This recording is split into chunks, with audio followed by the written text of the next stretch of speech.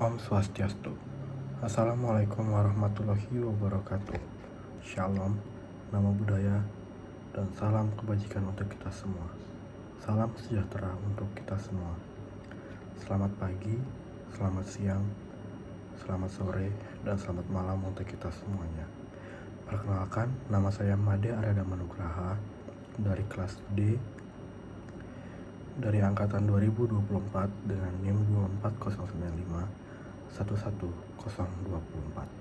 Pada video ini, saya akan menjelaskan perihal Staphylococcus pada hewan sapi.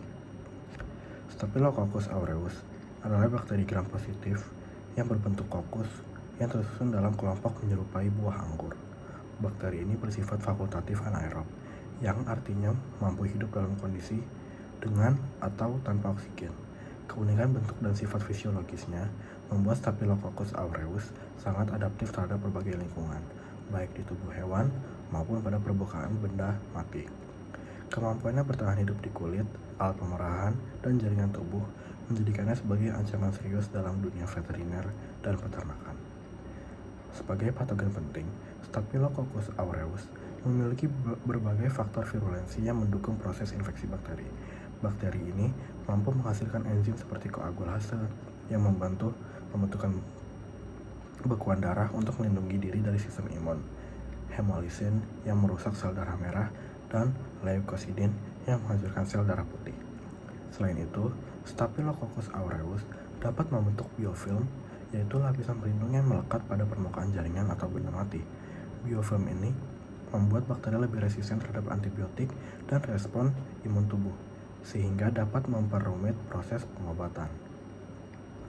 Dalam peternakan sapi perah, Staphylococcus aureus dikenal sebagai salah satu penyebab utama dari penyakit mastitis, yaitu penyakit peradangan pada jaringan ambing.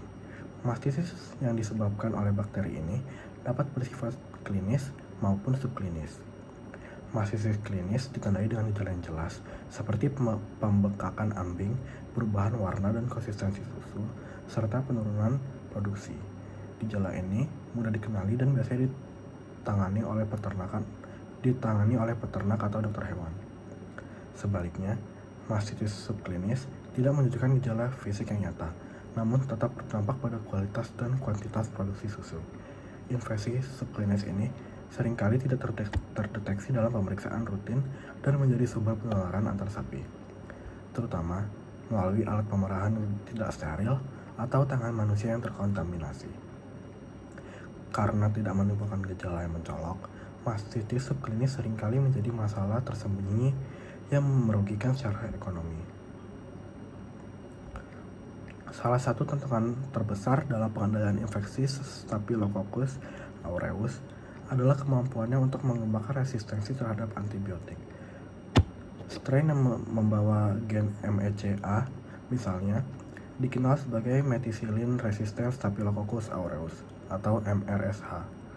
MRSA sangat sulit diobati dan memiliki potensi zoonosis yang tinggi. Zoonosis yaitu dapat menular dari hewan ke manusia. Keberadaan MRSA di lingkungan peternakan meningkatkan risiko penyebaran infeksi yang lebih luas dan memperumit strategi pengendalian penyakit. Deteksi dini terhadap infeksi Staphylococcus aureus sangat penting untuk mencegah penyebaran dan kerugian ekonomi. Metode konvensional seperti kultur susu masih dapat digunakan, namun memiliki keterbatasan karena jumlah bakteri dalam sampel bisa bervariasi dan tidak selalu terdeteksi.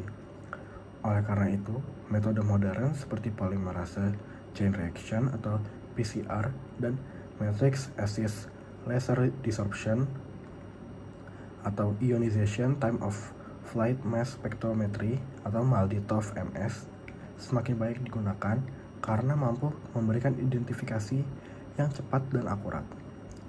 Selain deteksi, pengendalian mastitis akibat Staphylococcus aureus memerlukan pendekatan manajemen peternakan yang komprehensif. Langkah-langkah seperti menjaga kebersihan alat pemerahan, memisahkan sapi yang terinfeksi, dan penggunaan antibiotik secara bijak sangat penting untuk mencegah penyebaran. Edukasi kepada peternak mengenai pentingnya sanitasi dan pemantauan kesehatan ambing juga berperan besar dalam pengendalian penyakit ini. Vaksinasi terhadap Staphylococcus aureus masih menjadi tantangan karena kompleksitas respon imun terhadap bakteri ini dan keberadaan biofilm yang menghambat efektivitas dari adanya vaksin tersebut. Beberapa penelitian sedang dikembangkan untuk menghasilkan vaksin yang mampu menargetkan komponen biofilm atau toksin spesifik dari Staphylococcus aureus. Namun, hingga saat ini, strategi pencegahan masih lebih mengandalkan dari manajemen dan deteksi dini. Selanjutnya mengenai dampak ekonomi dari mastitis yang disebabkan oleh Staphylococcus aureus sangatlah signifikan.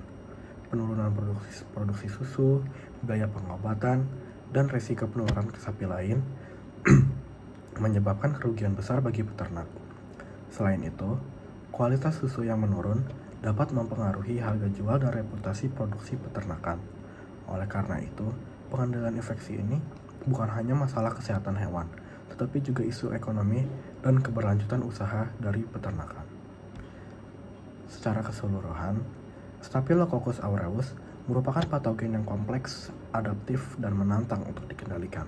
Pemahaman yang mendalam mengenai karakteristik biologisnya, mekanisme infeksi, serta strategi deteksi dan pengendalian yang efektif sangat penting untuk menjaga kesehatan hewan dan menjamin keberlanjutan produksi susu.